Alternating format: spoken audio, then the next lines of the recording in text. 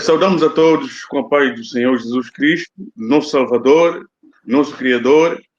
É um prazer estarmos mais uma vez aqui diante dos amigos, irmãos que nos assistem, em palavras cruzadas, para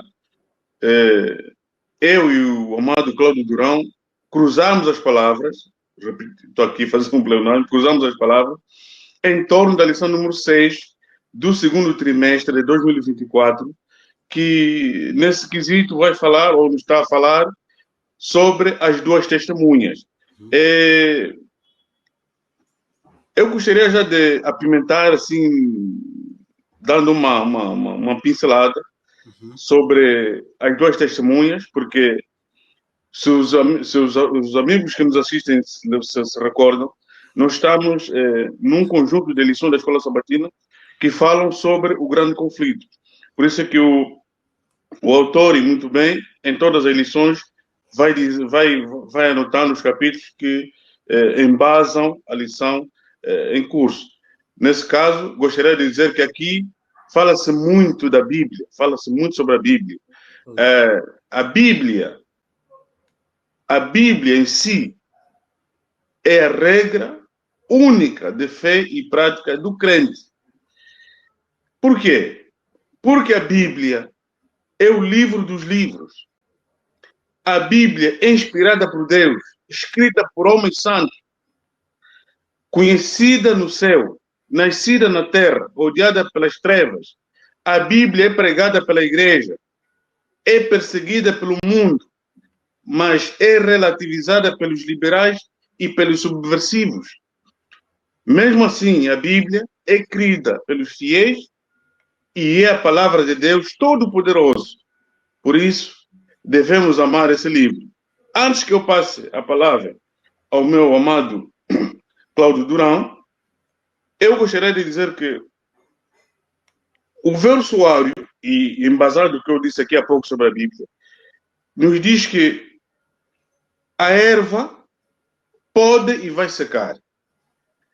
As flores das árvores, das plantas, etc., podem e vão cair, mas a palavra de Deus subsiste para todo sempre. Amém. Então, com esse introito, eu gostaria de dizer ainda que Satanás, por não conseguir vencer ao Criador, até porque isso eu entendo que se ele tivesse entendido, ou seja, se ele quisesse entender isso à partida, teria cessado essa luta dele feroz contra o Criador. Mas como ele, ao não conseguir parar com a perseguição, ao não conseguir lutar contra o Criador, persegue a palavra de Deus. Mas como a palavra de Deus está reduzida a papel e tinta, não é? Então ele segue ou persegue aqueles que a têm como a única regra de fé e prática, que são os fiéis de Deus. Tanto aqueles que levam a palavra de Deus a sério, estes são o alvo do inimigo para ferir a Deus, entre aspas, de forma indireta, porque levam a sério o assim diz o Senhor. Os fiéis, os mártires, vamos falar muito aqui sobre isso, e falamos também já na lição número 5, os mártires. Se calhar nós já avançamos, Bananeco. Só para trazer também aqui a ideia daquilo que tu já disseste bem, que depois da morte dos grandes reformadores, não é? A reforma protestante sofreu como ou seja, ficou paralisada. Exatamente. Ficou paralisada e a igreja ou as igrejas ficaram frias. As doutrinas se tornaram rígidas e os crentes intolerantes. Isso. Ou seja, existiram muitas mudanças profundas no seio da igreja. Tá vendo? Exatamente. E essas mudanças foram também sentidas no mundo político, no mundo filosófico e, sobretudo, no mundo religioso. Exatamente. Houve uma instabilidade generalizada que levou até alguns peregrinos a abandonarem a fé. As pessoas ficaram com receio, não sabiam o que havia de acontecer à vida deles. Exatamente. Então, também é importante notar aqui na introdução que mesmo tudo isto estar a acontecer, Deus estava no controle. Exatamente. E como vimos e bem no verso áureo, não é? Nós vimos no verso áureo que a erva seca e as flores caem, mas a palavra do nosso Deus permanece para sempre. Amém, amém, amém. Isso deve nos estimular, nós que vamos viver esses acontecimentos de uma forma mais dramática. Exato. Precisamos de nos assegurar que a palavra de Deus, que é a Bíblia, deve ser a nossa norma e regra de fé. Amém. Nós não podemos nos apegar. O pastor disse, o pastor pregou, o ancião disse. Não, temos que ser como os valdenses, como disse uma lição atrás.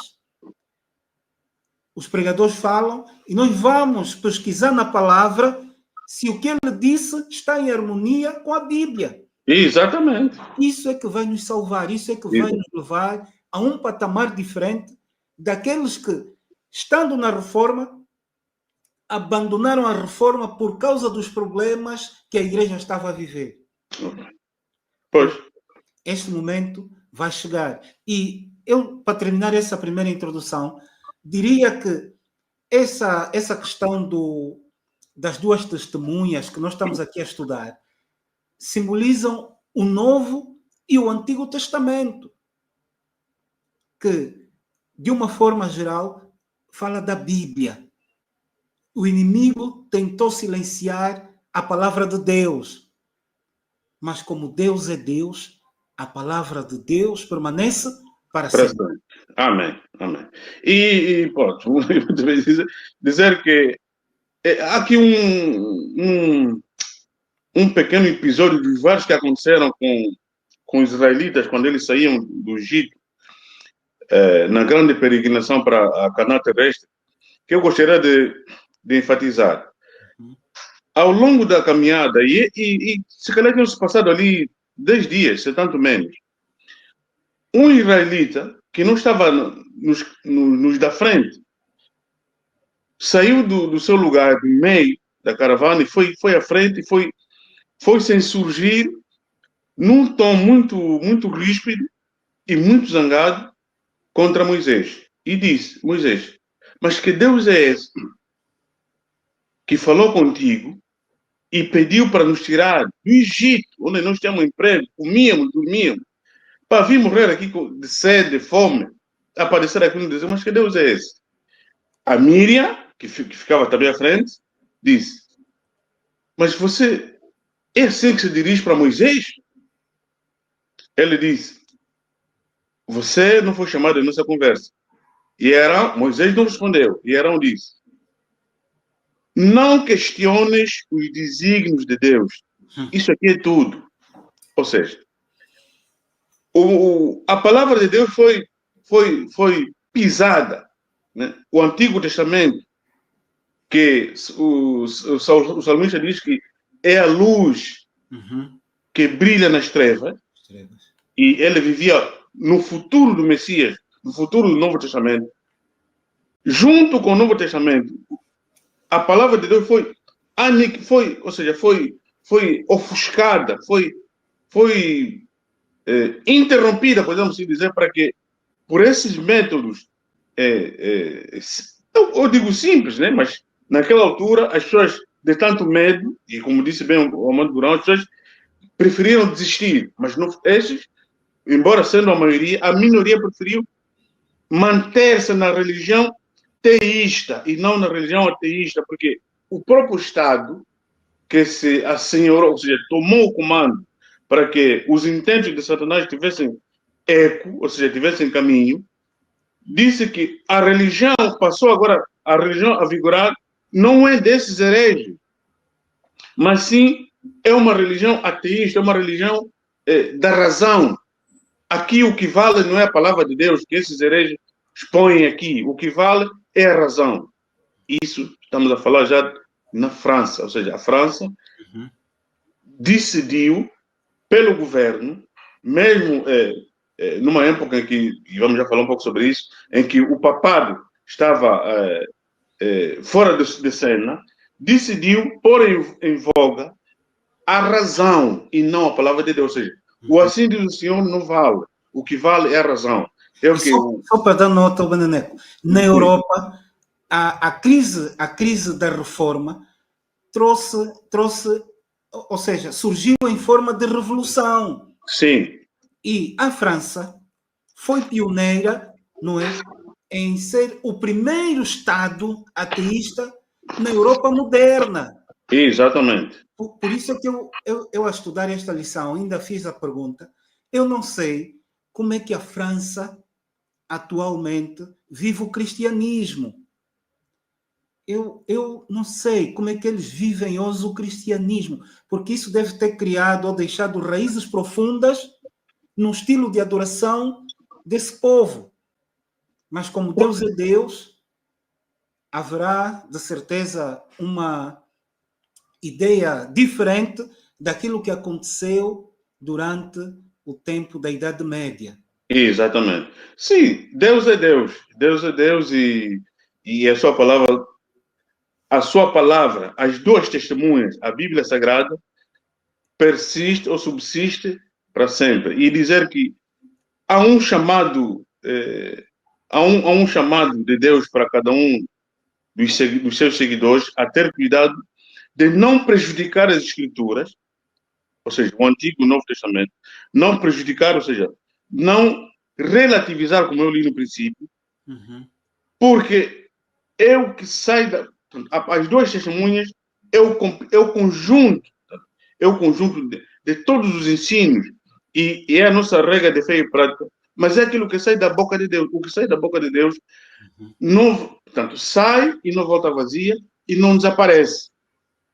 E depois, não podemos, quando eu digo não devemos entrar num campo de prejudicar a palavra de Deus, é não considerar irrelevante, por exemplo, o Antigo Testamento, certo, e nem tirar, ou seja, nem considerar aquelas partes do Novo Testamento que, como é que eu vou dizer, não satisfaçam os meus caprichos, também sendo considerados como irrelevantes, ou ainda apegar-se apenas no resumo que Cristo fez de que os 10 mandamentos estavam resumidos em 2, amar a Deus sobre todas as coisas e ao próximo como a nós mesmos, e afastarmos todos os outros 8 mandamentos. Cuidado com isso. De Gênesis a Apocalipse, de Apocalipse a Gênesis, são as duas testemunhas a falar que o inimigo, em praça pública, através dos seus agentes, e mesmo na altura em que o papado estava fora de cena, as Bíblias foram queimadas, foram rasgadas, a Bíblia, só para citar, por exemplo, no templo, a Bíblia era acorrentada. Apenas o bispo, o padre, enfim, no dia da missa, tinha acesso àquela pequena entrada, ficava do outro lado, com a porta fechada, lia a partir dali, as pessoas apenas apreciavam o que o prelado, o padre ou o bispo estivesse a falar, sem questionar, e até porque era proibido que o fiel tivesse algum exemplar para como é que eu vou dizer, para pesquisar se o que ele está a dizer é verdade. Por isso, devemos ter cuidado para não relativizarmos o Antigo Testamento, nem considerarmos que apenas Deus é bom no Novo Testamento e é mau no Antigo Testamento. É isso. Pois, porque também nós vimos aqui que essas duas testemunhas têm muito significado, quer no Antigo como no Novo Testamento, e vimos também que no livro de Isaías, no capítulo 4, o profeta viu 2 árvores de azeite, não é verdade? Isso. Uma de cada lado e um candelabro de ouro. E a mesma cena nós vemos em Apocalipse 11. E foi explicado a Zacarias que essas árvores de azeite simbolizam o quê? Os 2 escolhidos que servem o Senhor do mundo inteiro. E essas árvores fazem o quê? Entregam óleo, não é? O azeite ao candelabro para que ele possa brilhar. Ou seja, é a presença de Deus no meio do seu povo. Amém. A palavra de Deus no meio do povo, iluminando a mente daqueles que estudam, aqueles que introduzem a palavra no seu coração, na sua mente, para que possam andar nesse mundo tenebroso. É dessa forma que eu entendo essas duas testemunhas. Exatamente. E nós estamos a falar também que as duas testemunhas foram pisadas num determinado tempo ou período profético. Profético, exatamente. Exatamente. E aqui a lição nos diz, esse tempo, e a Bíblia não se contradiz, por isso que secam-se as ervas, caem as flores, a palavra de Deus é a mesma. Esse período que encontramos em Daniel 5, 7:25 e em Apocalipse 11, é o mesmo, 1260 dias proféticos, ou ainda 42 meses, também 42 meses, que equivalem, ou que equivaleram a 1260 anos literais, de 538 depois de Cristo até 1798, no auge ou na entrada da Revolução Francesa. Foi durante esse tempo que ninguém devia ter um exemplar, só o que o padre ou o pastor, enfim, o que tivesse a dirigir o culto, dissesse é o que devia valer. E durante esse tempo, e mesmo assim a lição diz que, mesmo tendo sido um tempo de densas trevas, houveram fiéis em toda parte, e principalmente na Europa. E foi nessa altura em que os reformadores João Hus, Jerônimo de Praga, Martinho Lutero, Ulrich Zwingli, João Calvino, John Wesley e o seu irmão Charles Wesley preferiram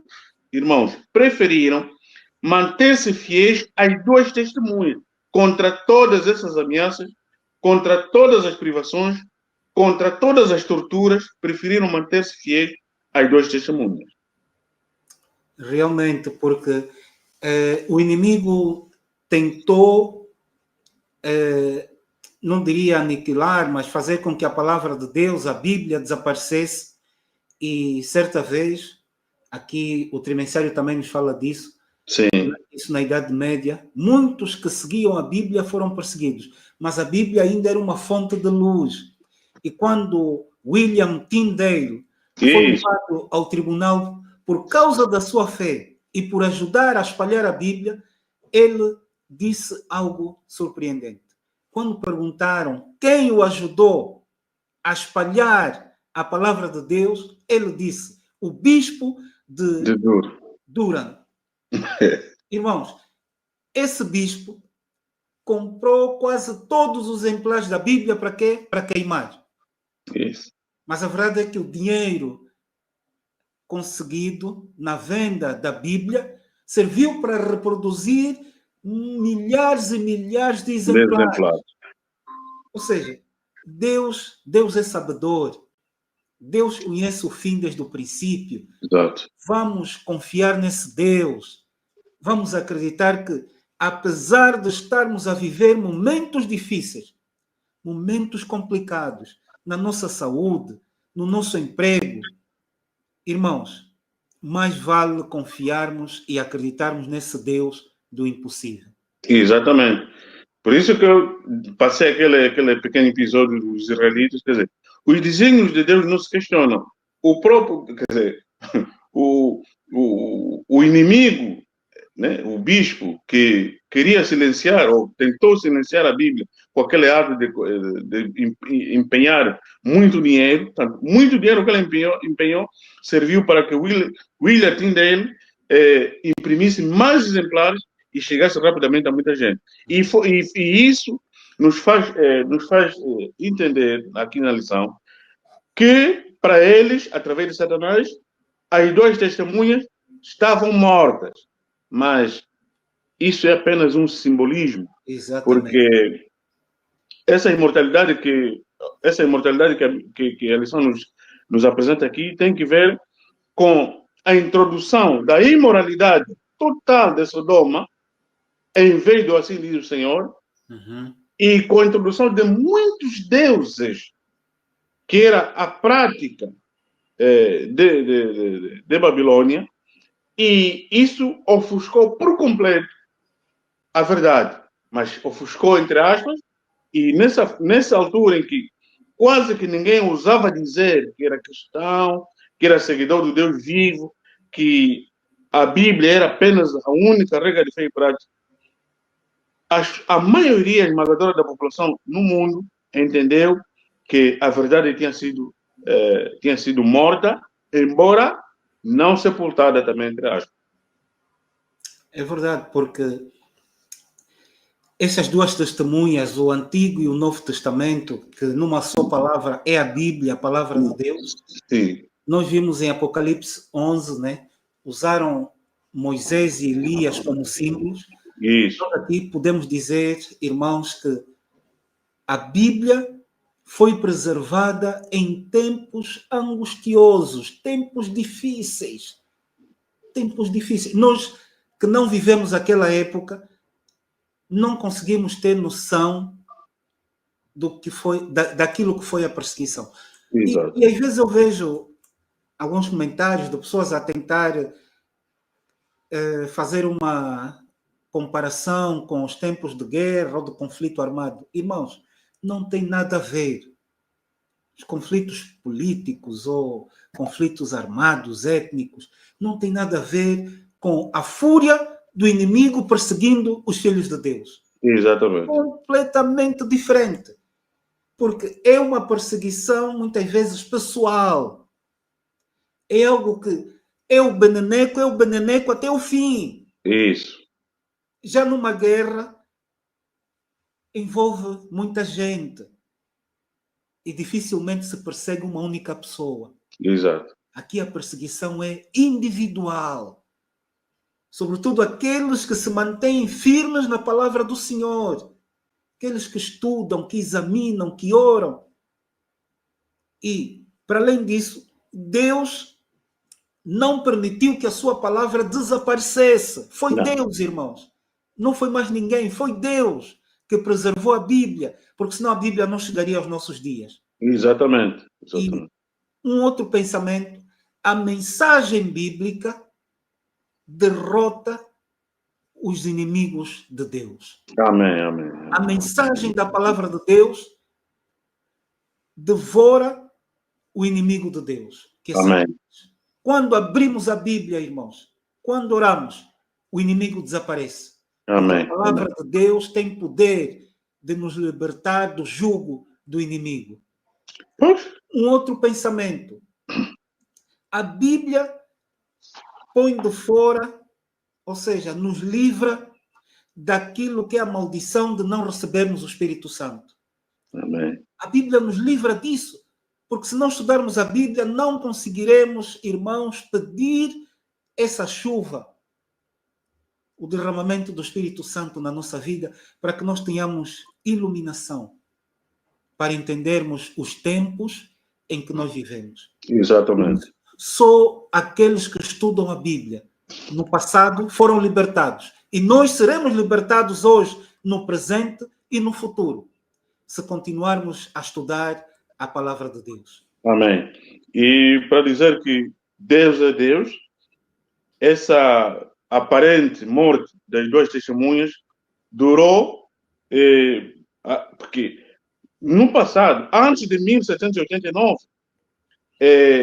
a religião andava, mas como é que vamos dizer? A verdade não era acessada por todos.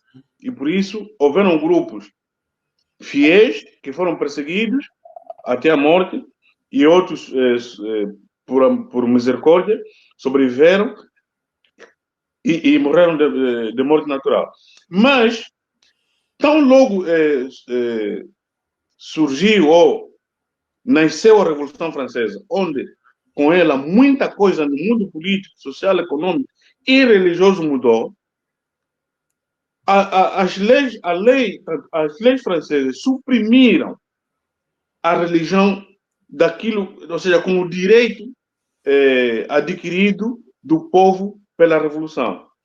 E durante 3 anos e meio, a Bíblia fala de 3 dias, 3 dias e meio, ou seja, de 26 de novembro de 1793 a 17 de junho de 1797, a Bíblia, assim, literalmente falando, tinha desaparecido.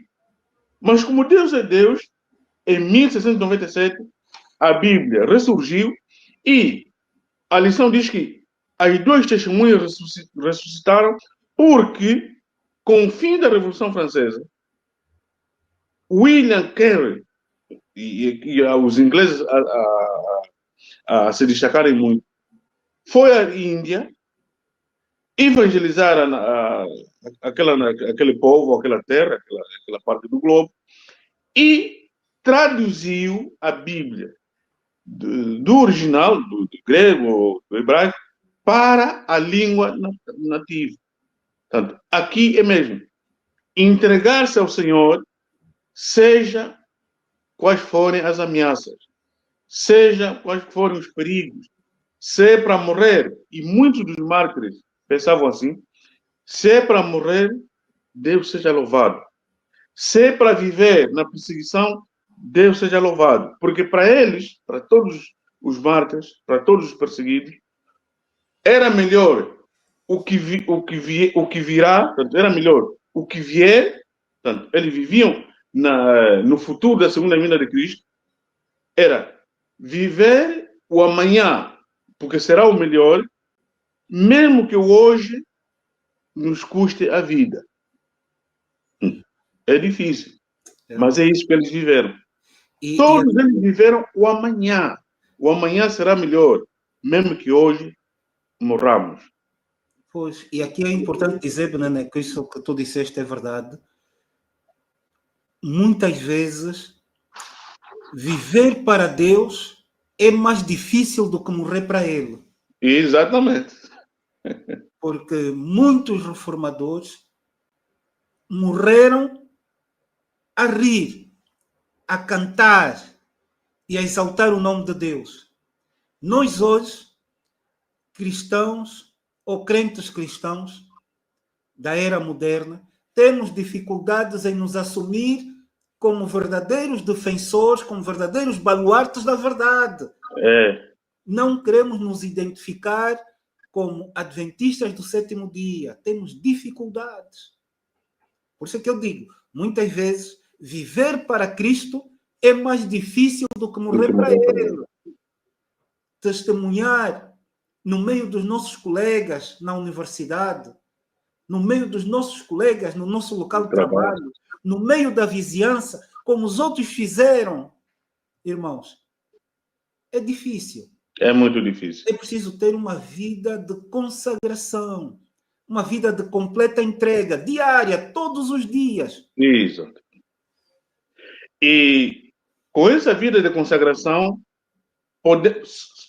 tendo uma vida de consagração, podemos entender que a Bíblia, tanto as 2 testemunhas, a Bíblia, né, é uma bigorna que gasta tempos e tempos, muitos martelos. É uma bigorna que só está a gastar os martelos. Ou seja, o martelo para se vergar, o ferro contra o qual é batido tem que ser muito mais forte do que o martelo. Vejam, irmãos, a Bíblia está reduzida apenas em papel e tinta. Mas é essa Bíblia que se figura como uma bigorna que desgasta, desfigura os martelos. O incrédulo Voltaire, ele disse que por que não destruamos de vez essa Bíblia? Mas quando eles recolhiam 10 Bíblias, nasciam 100. Quando recolhiam 100, nasciam 100.000. Então, é isso. A Bíblia é uma bigorna que desgasta e torna sem forma os martelos que batem nela. Para terminar essa parte. É verdade, Bené, que eu vou já deixar aqui as minhas notas finais, Exato. dizendo que a verdade da Bíblia vai triunfar. Mesmo com todos os problemas, o trabalho de Deus no mundo vai ter um final incrível, amigos. A mensagem de Deus será contada para todas as nações, tribos e línguas. A grande luta entre Cristo e Satanás vai terminar com Cristo vencendo e derrotando o inimigo e o poder do mal. Amém, amém. É dessa forma que o grande conflito vai terminar. Por isso, mais vale nos alinharmos com a palavra de Deus. Alinharmos a nossa vida com, assim diz o Senhor, enquanto é tempo, enquanto é dia. Exato. Fazemos tudo para que Deus nos dê força para nos juntarmos a este grande contingente. Porque Deus Amém. está a regimentar as suas forças para este grande conflito. O grande conflito dá-se na nossa mente, no nosso coração. E é importante nós estarmos cheios da palavra de Deus para que quando chegar esse tempo, tenhamos força espiritual para lutar, não por nós mesmos, mas por aquele que é maior do que eu. Jesus Cristo, o justo, a fonte da eterna juventude. Amém, amém. Bem, minhas notas finais, dizer que a Bíblia sofreu, está a sofrer, vai sofrer muitos ataques. Ela pode ter, já foi suprimida durante muito tempo, mas nunca será erradicada. Muito pelo contrário. Amém. Será o pecado a ser erradicado pela Bíblia. E isso seja, como é que eu digo, seja o nosso leme, a nossa âncora, o nosso forte, a nossa segurança de que será mesmo a Bíblia a erradicar o pecado e nunca o pecado a afastar a Bíblia. Amém. Pilatos, numa pergunta infeliz, perguntou ao Salvador: o que é verdade? Jesus preparava-se para responder, mas como ele seria envergonhado, lavou as mãos e saiu. A verdade é Cristo. O verbo é Cristo. Amém. É o Antigo e o Novo Testamento, são os dois testemunhos. Por isso, queridos, vamos, e como o amado Durão já disse, nos alicerçar na rocha, porque a rocha, que é Cristo, é imutável, vive para sempre. Amém. E a obediência à lei revela que a nossa fé é genuína e não espúria. Por isso, que Deus, o Deus, o único que é bom e que nos conhece e que está à espera de cada um de nós para estarmos com Ele na eternidade, faça a morada dos nossos corações. Amém. Para termos vontade de falar sobre essas duas testemunhas enquanto estivemos a pestanejar ainda debaixo do sol. Amém, amém. Então que a palavra de Deus possa ser entronizada e enraizada no nosso coração. Amém, e Ele possa viver entre nós todos os dias, até aquele grande dia. Amém, amém, amém. Uma oração e seja a vontade do nosso Deus. Amém? Amém, amém, amém, amém.